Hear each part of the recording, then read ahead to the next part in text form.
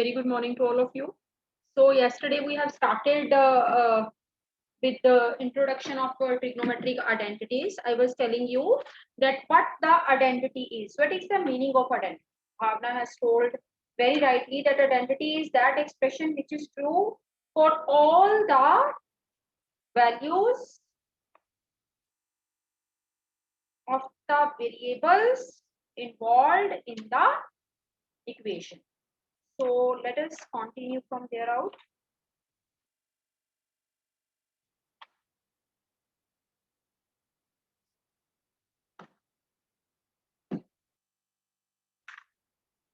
So in the same way, if we have done the identities of you can say numbers in the previous classes, like a plus b whole square, a minus b whole square, a square minus b square, etc. Now we will do the identities of trigonometry. What is the meaning of the trigonometric identities and what it will give us? Let us start. So I have told you yesterday that according to trigonometric identity, there is a relation between sine theta and cos theta. What is that relation? That sine square theta plus cos square theta, this is 1 for all theta lying between 0 to 90. For all theta lying between 0 to 90. So it means this expression, it is true whatever acute value of theta you are putting in the equation. So that's why this is known as identity, trigonometric identity, as trigonometric functions are included in this. This is the first trigonometric identity that we are considering. Out of this trigonometric identity, we can introduce two sub-identities also. How to introduce sub-identities? Let me tell you. Suppose I am keeping sine square theta with 1 minus cos square theta. So you have to remember sine square theta is equal to 1 minus cos square theta. If you know the basic identity, you can find the sine square and cos square theta very easily. Sine square theta is 1 minus cos square theta. Similarly, from here you can find cos square theta. Cos square theta is 1 minus sine square theta. So the first trigonometric identity which gives us the relation between sine and cos, that is sine square theta plus cos square theta is equal to 1. Two sub-identities are associated with it. Sine square theta is 1 minus cos square theta and cos square theta is 1 minus sine square theta. So why this is known as identity? This is known as identity because it is true for all the real values, for all the acute angle values 0 to 90 degree of theta. That's why it is known as identity. Second trigonometric identity gives us the relation between secant theta and tan theta. What is the relation that identity gives? Secant square theta minus tan square theta, this is equal to 1. Secant square theta minus tan square theta, this is equal to 1. This is also having two sub-identities that we can find the value of secant square theta from here. Secant square theta, this is equal to 1 plus tan square theta. Secant square theta is equal to 1 plus tan square theta. And second sub-identity we can find out from here. Tan square theta की value यहाँ से find की जा सकती है, जिसकी value find करनी है उसके आगे प्लस का साइन होना चाहिए. So I will take tan square theta to on that side and 1 to be this side. So you will be having secant square theta minus 1 is equal to tan square theta. So let us write it in the straight form. So you can have tan square theta, this is equal to secant square theta minus 1. Now you might have seen one difference between the first group of identities and the second group of identities. In the first group of identities, sine square theta and cos square theta, they are associated with plus sign. But in the second group of identities, secant square theta and tan square theta, they are associated with minus sign. ये difference है सबसे बड़ा कि sin और cos के squares के बीच में plus होता है and secant and tan के squares के बीच में we consider minus, right? So secant square theta is 1 plus tan square theta and tan square theta is equal to secant square theta minus 1. So ये आपने अगर तो आपको ये याद है आप easily इन दोनों को derive कर सकते हो. Otherwise students they should remember it directly also. Their secant square theta is 1 plus tan square theta and tan square theta is secant square theta minus 1. These are two sub-identities associated with the main identity, right? So one more result, one more relation which gives us the relation between, you can say, tan and cot. What is the relation? Third, I am telling you, this will be between, sorry, cosecant and cot. Cosecant theta and cot theta. What is the relation? Cosecant square theta minus cot square theta equal to 1। अब आप देख रहे होंगे कि जैसे secant और tan के बीच में माइनस का रिलेशन था, वैसे ही कोसेकेंट और कॉट के बीच में माइनस का रिलेशन है। सिर्फ साइन कॉस में प्लस का है, बाकी दोनों में माइनस का। तो सब आइडेंटिटीज क्या होंगी? From here you can find cosecant square theta is 1 plus cot square theta, and second identity cot square theta is equal to cosecant square theta minus. Don't take it as burden. The सब identities जब हम learn करते हैं साथ साथ तो बच्चों को थोड़ा सा बर्डन लगना शुरू हो जाता है, but don't take it as burden. You remember the main three identities, sine cos, secant tan, cosecant cot. If you remember these main three identities, the sub identities whenever they are to be used, you can derive it yourself very easily. बहुत आसानी से आप उसको derive कर सकते हो using these main identities. ठीक है? So these can be known as, these are known as these main three things: sin square theta plus cos square theta is equal to 1, secant square theta minus tan square theta is equal to 1, cosecant square theta minus cot square theta equal to 1. सबसे पहली बात याद क्या क्या रखना है? याद ये रखना है, सबसे पहला मेन पॉइंट याद रखना है कि रिलेशन किस किस के बीच में? साइन का कॉस के साथ है, सीकेंट का टैन के साथ है, तो सीकेंट का कॉट के साथ है। Second thing that you have to remember that by which sign they are connected. Sine square and cos square plus के साइन के साथ कनेक्टेड है, secant square and tan square minus के साइन के साथ कनेक्टेड है, तो secant square and cot square वो भी माइनस के साइन के साथ कनेक्टेड है। तीसरी बात, दोनों का सम या डिफरेंस होता किसके इक्वल है? 1 के इक्वल, ऑलवेज इक्वल टू 1। ठीक है? और सब identities you can follow from here. Is it okay? These are known as trigonometric identities, on the basis of which we will start with exercise 8.4. Without proof, we will take them in consideration. Proofs are not in your syllabus. First, second question को बाद में करेंगे. First of all, I would like to start with question number 3rd. Let us start 3rd question.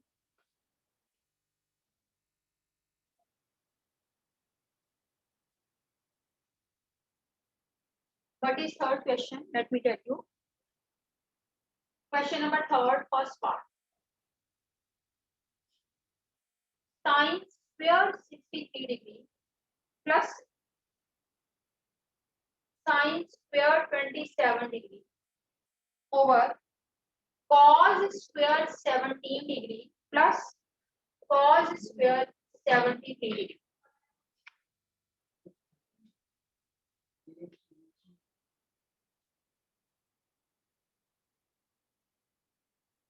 So this is the expression of which the answer is to be calculated. Right? अब एक चीज आप याद रखना, मैंने आपको बताया था कि जब कभी भी आपके पास जो एंगल्स हैं वो 0 और 90 के बीच में, ऐसे एंगल जिनकी वैल्यूज हमें नहीं पता, वहां पे हमने कॉम्प्लीमेंट्री रेशियो यूज कर। ठीक है? अब यहाँ पे भी बच्चे उस चीज को they can you can mistake it that यहाँ पे भी जो एंगल्स हैं they are not known to us, तो we can use complementary ratio. हम कॉम्प्लीमेंट्री रेशियो यूज कर सकते हैं, नेचुरली कॉम्प्लीमेंट्री रेशियो ही यूज करेंगे, पर यहाँ पे 2 in 1 टास्क होगा। कॉम्प्लीमेंट्री रेशियो के साथ साथ ये तो पता चल गया कि कॉम्प्लीमेंट्री रेशियो यूज होंगी, कॉम्प्लीमेंट्री रेशियोज के साथ साथ हमें आइडेंटिटीज को भी ध्यान में रखना पड़ेगा। We have to keep in mind the identities also. ठीक है? देखो कैसे, क्यों आइडेंटिटीज को ध्यान में रखना पड़ेगा वो बाद में बताऊंगी, पहले इसको जरा हम चेंज करें। This is sine square 63। ठीक है? ये साइन स्क्वायर 63 मैंने लिख दिया। इस साइन को मैं चेंज करूं, आपको पता है साइन जब कॉम्प्लीमेंट्री रेशियो में चेंज होता है तो वो कॉस बनता है, तो it will be cos square. Square का कोई फर्क नहीं पड़ता, आप लिखते जाओ साथ साथ, पावर कोई भी हो।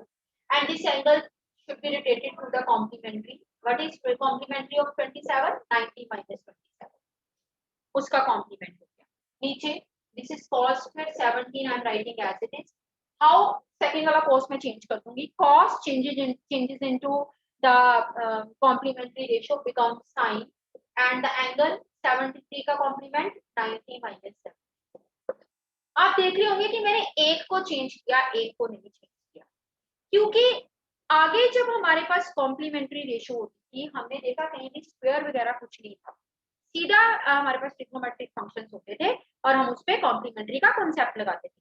यहाँ पे कॉम्प्लीमेंट्री का कॉन्सेप्ट लगाते हुए हम ये देख रहे हैं that trigonometric ratio they are having power square, जहां पे पावर भी आ जाए और कॉम्प्लीमेंट्री का कॉन्सेप्ट भी हम यूज कर रहे हैं, वहां पे पावर्स आने का सिग्निफिकेंस ये होता है कि later or sooner we will use trigonometric identity as well. पहले इसको सॉल्व करते हैं।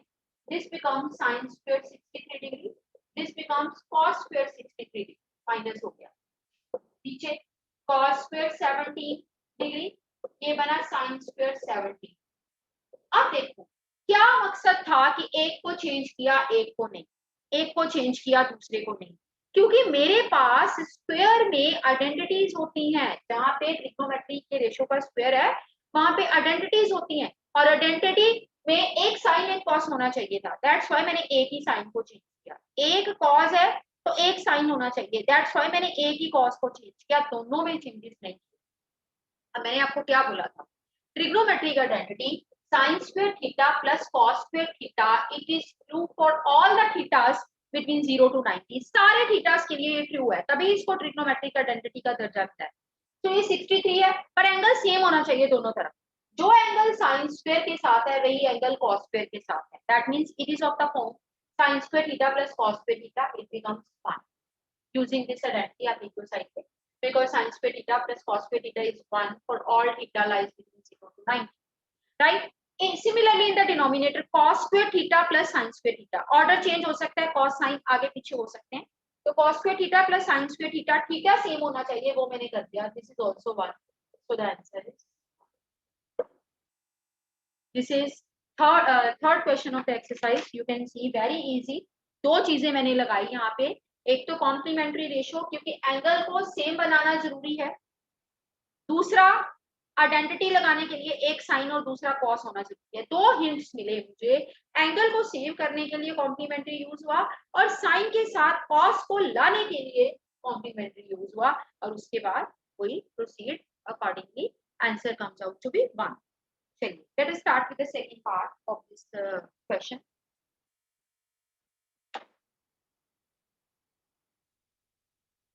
Second part is third question, second part. It is sin 25 degree into cos 65 degree plus cos 25 into sin 65, ये है हमारे पास एक्सप्रेशन। अब फिर से देखो, हमें या तो दो टर्म्स हैं, दो टर्म्स में दो चीजों का प्रोडक्ट है साइन और कॉस का, दो टर्म्स है। अब मुझे आइडेंटिटी यूज करनी है, आइडेंटिटी के लिए पहले तो दोनों का एंगल जो है वो सेम होना चाहिए, हर जगह एंगल सेम होना चाहिए, ठीक है। पहले मैं एंगल को सेम करूँ, एंगल को सेम करने का तरीका क्या होता है, आप कॉम्प्लीमेंट्री रेशियो में अगर किसी एंगल को आपने चेंज करना है तो कॉम्प्लीमेंट्री रेशियो की हेल्प करो। आपने इसको sin 25 ऐसे लिखा, cos को you changes it to sin and the angle rotated to its complement, ठीक है। Here I am using complementary ratio. Similarly यहाँ पे cos ऐसे रहने दो और sin जो है उसको cos बना दो 90 minus 60। अब यहाँ पे बहुत सारी चीजें दिमाग में आती है। पहली चीज ये sin था, इस cos को मैंने sin बना, ठीक है, और यहाँ पे cos को रखा और sin को चेंज कर दिया। ऐसा क्यों? क्योंकि कहीं ना कहीं मेरे दिमाग में एक चीज बैठी हुई है कि लेटर और सूनर इसको डिफाइन करने के लिए मुझे ट्रिग्नोमेट्रिक आइडेंटिटी यूज करनी है। तो ट्रिग्नोमेट्रिक आइडेंटिटी यूज करने में हमेशा आइडेंटिटी में दो टर्म्स होती हैं, एक टर्म में पूरा साइन दिखना चाहिए, दूसरे टर्म में पूरा कॉस दिखना चाहिए, इसलिए मैंने फर्स्ट टर्म में पूरा साइन देखने के लिए कॉस को चेंज कर दिया और सेकेंड टर्म में पूरा कॉस देखने के लिए साइन को चेंज कर दिया। साइन को चेंज कर दिया कॉस में, कॉस को चेंज कर दिया साइन में। ऐसा करने के लिए सिर्फ और सिर्फ एक ही चीज मेरी हेल्प कर सकती है, कॉम्प्लीमेंट्री रेशियो। और जैसे ही आपने कॉस को साइन में चेंज किया ना, देखना आपके पास एंगल भी सेम हो जाएगा, क्योंकि ट्रिग्नोमेट्रिक आइडेंटिटी लगाने के लिए दो चीजें होनी चाहिए, एक टर्म में पूरा साइन, एक टर्म में पूरा कॉस विद सेम एंगल।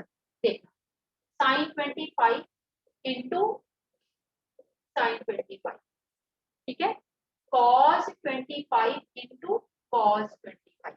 अब इनको मल्टीप्लाई कैसे करते हैं? The question is how sin 25 multiplied by sin 25? It will be is it become sin square 625? Is it become sin into 625? Is it sin common 25 into 25? Nothing like that.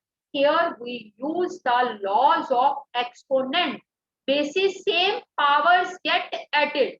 ये base है sin 25 की 1 degree, sin 25 की 1 degree, multiply का sign, powers get added, sin 25 1 power, sin 25 1 power, this will become sin की power 2। ऐसे वैसे लिख सकते हैं, ऐसे sin 25 की पावर 2, किसी को अगर थोड़ा मुश्किल लग रहा है, बट sin 25 2 अगले स्टेप में मैं स्क्वायर भी लिखूंगी कि मुझे आइडेंटिटी उस फॉर्म में मैंने लर्न की हुई है। यहाँ पे भी same cos 25 this is same power add, cos 25 की पावर 2, sin 25 की power 2 can be written as sin square theta, cos 25 की power 2 can be written as cos square theta। See, we have reached to the identity that we have learned right now, that sin square theta plus cos square theta is equal to 1। Theta same होना चाहिए तभी identity लगेगी, एक जगह sin square होना चाहिए, एक जगह cos square होना चाहिए, सारी रिक्वायरमेंट्स कंप्लीटेड है, this is equal to. So, two things you have to keep in mind, that throughout the angle should be the same, and secondly, in one term only sine should be visible, in other term only cos should be visible, only then identity can be applied। तो एक term में सिर्फ sign देखना है तो मैंने इस cos को साइन में चेंज कर दिया, दूसरी टर्म में सिर्फ cos देखना है तो मैंने इस साइन को cos में चेंज कर दिया। So accordingly you get sin square theta plus cos square theta, and whose answer is 1, as we have done sin square theta plus cos square theta is equal to 1। किसी को कोई problem होगी please पूछ लेना। This is new thing, 8.4 is going to be little bit difficult and different than that of the previous exercises, so any doubt most welcome you can ask। so, let us start with question number 4, first part। MCQs form में है पर हम as a question ही इसको deal करेंगे। We are having 9 secant square a minus 9 cot square। मान लो मुझे ये question नहीं आता, पर एक चीज तो मैं कर ही सकती हूँ ना, 9 दोनों में से कॉमन निकल रहा है, दैट आई कैन। यहाँ पे क्या,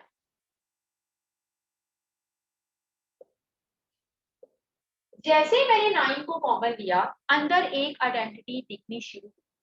सीकेंट और टैन के बीच का रिलेशन क्या था? Secant square theta minus tan square theta, we have learn this is equal to 1। Theta same होना चाहिए, थीटा की जगह यहाँ पे क्या है, ए, दोनों में सेम है, ठीक है चलेगा। तो इसकी वैल्यू हमेशा हमारे पास 1 होती है। जो आइडेंटिटी यूज कर रहे हो उसको साइड पे,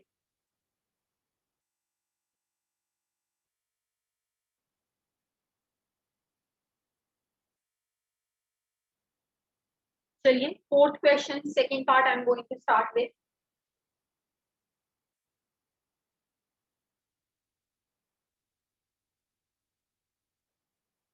this is 1 plus tan theta plus secant theta into 1 plus cot theta minus cot theta। This is expression. अब बेटे मैं एक चीज आपको बता दूं, वैसे तो 2 टू हो तो फटाफट पता चल जाता है क्या करना है। ऐसे क्वेश्चंस में जहां tan cot secant कोसेकेंट सब बैठे हुए, कुछ भी नहीं ना पता चल रहा, तो सारे एक्सप्रेशन को साइन कॉस में चेंज कर दो, कुछ ना कुछ रास्ता आपको मिल ही जाएगा। जैसे कि I have told you that tan in terms of sin and cos is sin theta over cos। tan को हमने किया था sin cos के टर्म में, sin theta over cos theta, right. secant को हम अगर sin cos में चेंज करें, secant किसका रेसिप्रोकल है, cos का, 1 by cos। Okay, now next cot theta in terms of sin and cos, this will be cos theta over sin theta minus, and cosecant theta 1 by sin. First step is very, you can say, easy and important as well. We don't know how to proceed.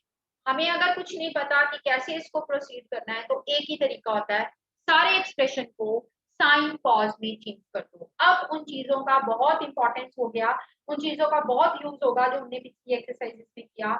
that tan theta is sin theta over cos theta, cot theta is cos theta over sin theta, secant किसका reciprocal है cos का, cosecant किसका है sin का, tan किसका reciprocal cot का, cot किसका reciprocal tan का, and so on. These are going to be very very important. आपको नहीं पता चलेगा किस क्वेश्चन में मैं कौन सा रूल यूज करूँ, तो सारी चीजें आपको पता। बेटे ट्रिग्नोमेट्री की सबसे बड़ी खासियत ये है कि पहली चीज तो ये आइडेंटिटीज पक्की होनी चाहिए, दूसरी चीज ये रेसिप्रोकल्स एंड ऑल दैट जो भी हमने पीछे क्वेश्चंस में किया वो पक्की होनी चाहिए। तीसरी चीज ट्रिग्नोमेट्रिक फंक्शंस का अलजेब्रा आपको आना चाहिए। What is the meaning of algebra in the trigonometric function? Same rule रहेगा कि आपको चीजों को एलसीएम कैसे लेना है। आपको पता है जब भी आपके पास फ्रैक्शंस होती हैं लाइक दिस, तो इनको सॉल्व करने का तरीका होता है एलसीएम लेना। अब यहाँ पे भी तो फ्रैक्शंस है तो हमें एलसीएम तो लेना ही पड़ेगा। बस अब यहाँ पे बच्चे जो हैं वो प्रॉब्लमेटिक सिचुएशन में आ जाते हैं क्योंकि उनको अलजेब्रा ट्रिग्नोमेट्री का थोड़ा सा मुश्किल लगता है। चलो let us learn how to solve the fractions in the trigonometry. Rule जिसको अलजेब्रा में आते हैं एलसीएम लेने के, वही रूल्स ट्रिग्नोमेट्री में रहते हैं। देखना इसके नीचे कुछ भी तो 1। अब आपको पता है अगर 2/3 प्लस 5/3 हो तो एलसीएम क्या आता है 3, साथ में 1/1 भी हो तो सबका एलसीएम 3 होता है। आप एलसीएम निकाल के देखो सेम टर्म हो। इसी तरह से अगर एक जगह cos थीटा दूसरी जगह भी cos थीटा, यहाँ पे 1 तो एलसीएम cos थीटा आएगा। ये बात देख लो, सबको समझ आ रही है? जिसको अलजेब्रा में आती थी उसको यहाँ पे भी आ जाए। अगर मेरे पास 1 प्लस 2/3 प्लस 5/3 हो तो नेचुरली 3 एलसीएम आता है ना, 3 एलसीएम। चलिए अब एलसीएम का क्या रूल होता है कि जो भी एलसीएम होता है वो डिनोमिनेटर के साथ डिवाइड होता है और जो आंसर आता है वो न्यूमिनेटर के साथ मल्टीप्लाई। अब ये cos थीटा 1 के साथ डिवाइड हुआ डिनोमिनेटर, आंसर आया cos थीटा। cos थीटा को 1 से डिवाइड करोगे cos थीटा रहेगा। जो आंसर आया उसको न्यूमिनेटर के साथ multiply 1 into cos theta plus का साइन। यहां तक देखो किसी को कोई प्रॉब्लम? LCM को डिनोमिनेटर से divide, whatever you are getting that will be multiplied with the numerator। आगे क्या है cos theta, this is our LCM, LCM divided by numerator, answer is 1, multiply with the numerator sin theta into 1 plus का sin, फिर से this divided by this, answer is 1, multiply by 1। This is the way to take the LCM in case of trigonometric function, the same way as we did in algebra। जैसे हम constants के case में, algebra के case में LCM लेते हैं, rule वही रहेगा that denominator के साथ divide and whatever answer you are getting that will get multiplied with the numerator। ठीक है, had it been cos square theta, फिर LCM क्या होता? हमेशा बड़ी पावर LCM में आती है। आपको मैंने बताया था ना LCM हमेशा बड़ा होता है, जब हमने कॉन्स्टेंट्स में किया था कि बड़ी से बड़ी पावर को हमने LCM लेना होता है। अगर यहाँ पे cos स्क्वायर थीटा है, यहाँ पे cos थीटा, तो LCM cos स्क्वायर थीटा है, बड़ी पावर LCM। अगर had it been sin theta तो फिर दोनों का प्रोडक्ट LCM। आपको पता होगा ए अगर एक नंबर के पीछे नीचे 3 हो, एक के नीचे 7 हो, दोनों में कुछ कॉमन नहीं है, दोनों प्राइम है, तो दोनों की प्रोडक्ट हमेशा LCM आती है। 21 हमेशा LCM आता है। सेम वे, चलो वो that is the different thing, जब आएगा मैं बताती जाऊंगी साथ साथ, अभी के लिए आप इतना ही काम। अब आई हमारे पास second term, same sin theta LCM, यहाँ पे sin थीटा आ जाएगा, यहाँ पे cos थीटा -1। देख लो सेम तरीका मैंने यूज किया, sin थीटा LCM, LCM नीचे वाले के साथ 1 था, डिवाइड ऊपर वाले के साथ मल्टीप्लाई, नीचे वाले के साथ डिवाइड 1 आएगा, ऊपर वाले के साथ नीचे वाले के साथ डिवाइड 1 आएगा, ऊपर वाले के साथ। Is it okay? यही सबसे बड़ी प्रॉब्लम आने वाली है, how to use algebraic rules of taking LCM in trigonometry। That is going to be difficult, that is going to be little bit like that which you have to take very you can say seriously। So this is cos theta plus sin theta plus 1 over cos theta, this is अब ना इसकी शक्ल cos theta plus sine theta ना, इसकी भी cos theta plus sine theta, आगे कर लो cos theta plus sine theta minus 1 cos, देख लो सर यहाँ तक क्लियर। अब सबको पता है कि दो ब्रैकेट्स के बीच में अगर कोई साइन नहीं है तो मल्टीप्लाई करना, एवरीवन नोस इट। मल्टीप्लाई कैसे करते हैं? अगर तो कोई कटिंग होती है तो कटिंग कर देते हैं, जैसे कि ये 2/3 प्लस 9/6 है तो हम ऐसे कटिंग कर देते हैं।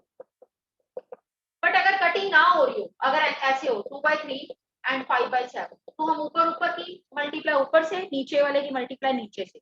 अब यहाँ पे क्योंकि कोई कटिंग नहीं हो रही तो आपको क्या करना है, ऊपर वाला bracket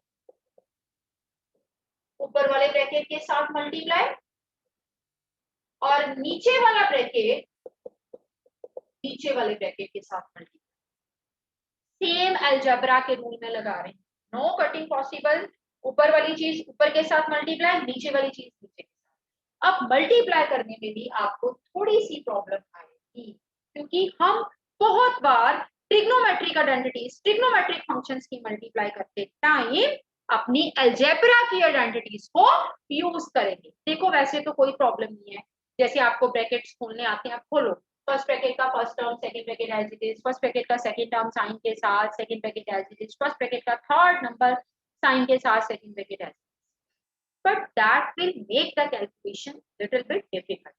So better to be little, you can say, intelligent here. थोड़ा intelligently इसको deal करते हैं। देखो ध्यान, this and this term is same in both of the bracket, and this term and this term is same in. So if I apply a plus b into a minus b here, anyone having problem? We are having a plus b into a minus b is equal to a square minus b square. दो brackets में वैसे तो यहाँ पे तीन terms हैं, पर मैंने दो को एक मान लिया। इसको मैंने a का रोल मेरा प्ले करेगा cos theta plus sine theta और b का रोल प्ले करेगा 1, ताकि मेरी कैलकुलेशन थोड़ी इजी हो जाए। So what is the formula for a plus b, a minus b? This is a square cos theta plus sin theta a minus b. देख लो ध्यान, check it out, is it okay? I just have applied a plus b into a minus b is equal to a square minus b square. Bhavna wants to ask. हाँ जी भावना। Ma'am अगर हम plus -1 को plus -1 ले ले तो a plus b plus c whole square ले सकते हैं? a plus b plus c whole square बेटे कैसे हो जाएगा? मैं भावना I didn't get your point. What do you want to say? दोबारा बोलो भावना, अनम्यूट ही कर लिया। Bhavna a plus b plus c whole square तब लगता अगर दोनों ब्रैकेट सेम होते, या तो दोनों में माइनस होता या दोनों में प्लस होता। Am I clear Bhavna? Is it okay? -1 को प्लस -1 नहीं ले सकते? हाँ, -1 को प्लस -1 नहीं ले सकते? तो बेटे तो प्लस इनटू ब्रैकेट में -1 लिख सकते हो, पर फॉर्मूला तो तभी लगेगा ना जब सी दोनों में सेम हो। a प्लस बी प्लस सी में c माइनस हो सकता है, that I do agree, but दोनों ब्रैकेट्स में माइनस होना चाहिए। ओके मैम, ठीक है ना, तो वो तो हम लगा ही नहीं सकते, तो that's why I am confusing. Now फिर से अलजेब्रिक आइडेंटिटीज आपका पीछा नहीं छोड़ने वाली, प्लीज माइंड इट। यहाँ पे फिर से a plus b whole square से ये खुलेगा, क्या होता है a square cos square theta b square sin square theta plus 2 into a cos theta है और b sin थीटा। देख लो इसको अच्छे से, I have opened it using a plus b whole square, where cos theta is working as a and sin theta is working as b, minus 1 over cos theta into sin. एक एक step को अच्छे से ध्यान से देखो, मुश्किल है, सारी चीजें नहीं है। कभी अलजेब्रिक आइडेंटिटीज यूज हो रही हैं, कभी ट्रिग्नोमेट्रिक आइडेंटिटी यूज हो रही है, कभी एलसीएम ले रहे हैं, कभी कुछ। एक ही क्वेश्चन में बहुत कुछ हो रहा है। यहाँ तक सबको क्लियर है, कोई प्रॉब्लम तो नहीं है? अब आपके पास जो न्यूमिनेटर में बैठा है उसमें से कुछ टर्म्स आप लेके कोई ट्रिग्नोमेट्रिक आइडेंटिटी यूज कर सकते हो। एनीवन? न्यूमिनेटर की जितनी भी टर्म्स हैं उसमें से कुछ टर्म्स को हम ब्रैकेटेड करके गैदर्ड करके क्या कोई ट्रिग्नोमेट्रिक आइडेंटिटी यूज कर सकते हैं? एनीवन? सोच लो अच्छे से, बहुत कुछ बैठा है ऊपर। कोई ऐसी दो टर्म्स जिसमें आपको कोई ट्रिग्नोमेट्रिक आइडेंटिटी लगती हुई नजर आ रही हो? कोई भी नहीं? सोचो सोचो। राघव अरोड़ा, हरजोत सिंह, आशिमा। चलो आशिमा से पूछते हैं। Ashima, you tell. Ma'am cos square theta plus sin square theta 1 हो सकता है। बिल्कुल ठीक, ये तो सीधा दिख रहा है बेटे, इसमें तो कुछ ज्यादा सोचने की जरूरत ही नहीं है। ये तो है ही वैसी आइडेंटिटी जिसके थ्रू हमने इसको लर्न किया हुआ है। This is replaced by 1 cos square theta plus sin square theta. ऐसे ही दिमाग घुमाना है जैसे आशिमा ने घुमाया है, तब जाके ट्रिग्नोमेट्रिक आइडेंटिटीज पे बेस्ड क्वेश्चन आपको आएंगे। अभी तो हम एक्सरसाइज का कर रहे हैं। अभी जो आप देखोगे अनसीन क्वेश्चंस में कितना कुछ है। ठीक है, अब न्यूमिनेटर में से +1 -1 गेट कैंसिल। क्या बचा? 2 cos theta into sine theta over cos theta into sine theta. cos theta के साथ कट हुआ, sin थीटा के साथ कट हुआ, and we are left with 2 as answer. See the expression and see the answer. सारे cos sin theta टूटा सब निकल गए, बचा क्या? Only 2 is left with us. सीधी सी बात, जब भी कोई एक्सप्रेशन tan secant cot को secant में आया, उसको sin cos में चेंज करके सिंपली एलसीएम लिया। सिंपली एलसीएम लेने के बाद ऊपर वाली चीजों को ऊपर वालों के साथ मल्टीप्लाई किया और नीचे वाली चीजों को नीचे वालों के साथ मल्टीप्लाई किया। मल्टीप्लाई करते time see if you can use any algebraic identity as I am using here a plus ba minus b having cos theta plus sin theta as a and 1 as b.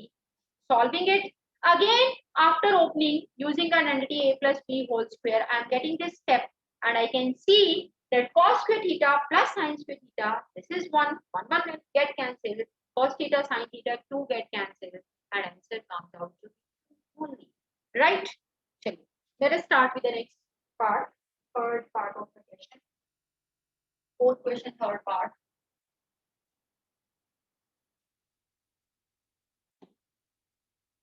This is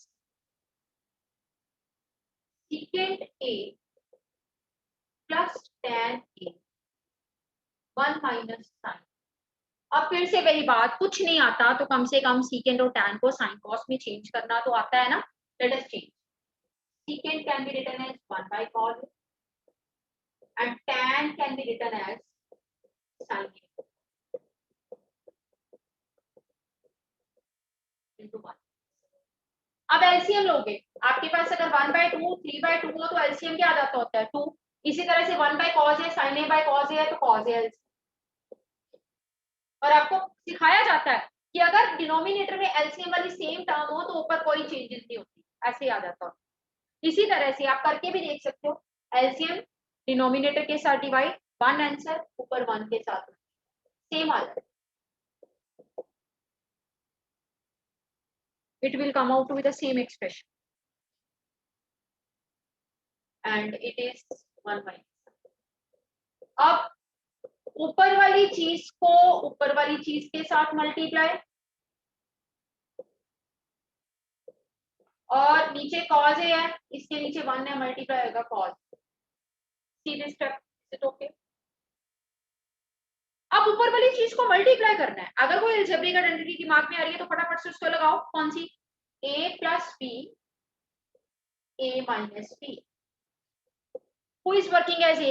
1 is working as a and sin a is working as b, so I am writing a square minus b square. This is 1 minus sin square a over cos। Answer यहाँ पे खत्म नहीं होता। जब तक आपके answer में कुछ ऐसी चीजें हैं जिनको ट्रिग्नोमेट्रिक आइडेंटिटी से रिप्लेस किया जा सकता है, तब तक आप आंसर को छोड़ नहीं सकते हो, क्योंकि मुझे पता है कि 1 minus sin square ए की आइडेंटिटी आई नो, कैसे I know, sine square A plus cos square A मुझे पता है 1 है, तो यहाँ से कॉस स्क्वायर ए किसकी वैल्यू होता है 1 माइनस साइन स्क्वायर ए, तो इसलिए 1 माइनस साइन स्क्वायर ए की जगह मैंने लिख दिया कॉस स्क्वायर ए ओवर कॉस। कुछ बच्चे यहीं पे छोड़ देंगे, यहाँ पे छोड़ते हो तो बिल्कुल बेवकूफी होगी, क्योंकि जब तक आइडेंटिटीज यूज होती हैं तब तक आप छोड़ नहीं सकते। अगर प्लस होता तो शायद मैं छोड़ देती, क्योंकि 1 प्लस साइन स्क्वायर मुझे नहीं पता क्या होता है, बट 1 माइनस साइन स्क्वायर आई, ऊपर कॉस स्क्वायर ए है नीचे कॉस ए। वैसे तो बच्चों को सीधा सिखाया जाता है कि यहाँ पे 2 पावर है, यहाँ पे 1 पावर है, 1 पावर 2 पावर को कट कर देगी, अकेला कॉस ए। अगर आपको ऐसे मुश्किल लगता है वैसे ऐसे ही सीखो, तब आप कॉस स्क्वायर ए को 2 बार लिखो, cos a into cos a over cos a, cos a get cancel, answer is cos। But ऐसे लिखना थोड़ा सा चाइल्डिश भी हो जाता है और बड़ी पावर के केस में थोड़ा प्रॉब्लमेटिक भी होता है। क्यों? क्योंकि had it been cos 7a over cos a, तो फिर क्या करते, इसको 7 बार लिख के क्या 7 बार थोड़ा लिखेंगे, सीधा कट करेंगे, cos a cos 7a के साथ कट हुआ cos 6a, एक पावर नीचे एक पावर 7 पावर ऊपर, ये एक्सपोनेंट के रूल्स हैं। 7 पावर 1 पावर डिवाइड का साइन बेसिस से पावर्स गेट सबट्रैक्टेड, 7 माइनस 1 6 हो गया। अगर had it been like cos 12a over cos 10a, तब क्या होता, ये 10 12 में से माइनस हो जाता, क्या बचता cos 2a। एक्सपोनेंट के रूल्स भी साथ साथ चल रहे हैं, इसीलिए ये एक्सरसाइज थोड़ी सी मुश्किल लगती है बच्चों को, but any how with time you will find it to be easy। सीधा कैंसिल करो, it will left with cos, 2 power ऊपर 1 पावर नीचे, माइनस हुई, बेसिस सेम है, डिवाइड का साइन है, तो it will become cos a। this is the answer for the expression। ठीक है, things are no doubt undoubtedly they are difficult but they're not impossible, right? so if they are impossible for you, तो फिर तो आप human being ही कैसे हुए जिनको 8.4 exercise impossible लग रही है ना। So you are very intelligent. With practice, you will be mastered. You will be mastered in doing this exercise, right? So have faith in yourself. Tomorrow we'll continue with the same type of questions of this exercise. Till then, take care. So with this, I'm going to end today's meeting. Bye.